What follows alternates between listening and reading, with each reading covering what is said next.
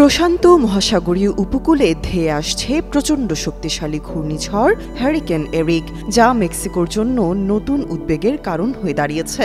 দেশটির নাগরিক সুরক্ষা সংস্থা জানিয়েছে এটি শক্তি বাড়িয়ে ক্যাটাগরি 3 হ্যারিকেনে পরিণত হবে এবং কয়েক ঘণ্টার মধ্যে মেক্সিকোর প্রশান্ত মহাসাগরীয় উপকূলে আঘাত হানতে পারে।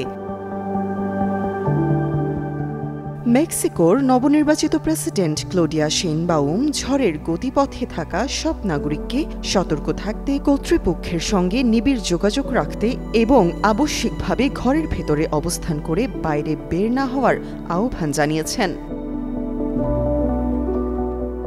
ক্যাটাগরি 3 এবং এর চেয়ে শক্তিশালী ঘূর্ণিঝড়গুলোকে বড় হ্যারিকেন হিসেবে গণ্য করা হয়।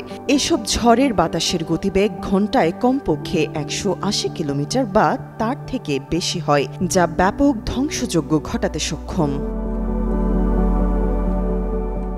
মেক্সিকোর নাগরিক সুরক্ষা সংস্থার প্রধান লরা ভেলাজকুয়েজ জানিয়েছেন, হ্যারিকেন এরিক ওয়াঝাকা এবং গুয়েরেরো রাজ্যের মধ্যে আঘাত হানার প্রবল সম্ভাবনা রয়েছে। এ সময়ে কমপক্ষে 50 সেন্টিমিটার পর্যন্ত বৃষ্টিপাত হতে পারে, যা আকস্মিক বন্যা এবং ভূমিধসের ঝুঁকি বাড়াবে। ঝুঁকিতে থাকা নাগরিকদের নিরাপদ আশ্রয়ে সরিয়ে নিতে মেক্সিকোর দক্ষিণ প্রশান্ত মহাসাগরীয় উপকূলে অবস্থিত চিয়াপাস, গুয়েরেরো এবং ওয়াঝাকা রাজ্যে প্রায় 2000 আশ্রয়কেন্দ্র স্থাপন করা হয়েছে।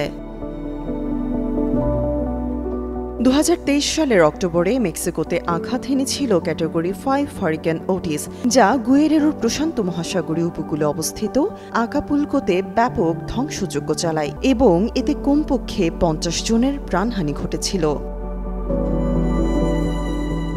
তামান্না তাবাসসুম, যুগান্তর নিউজ।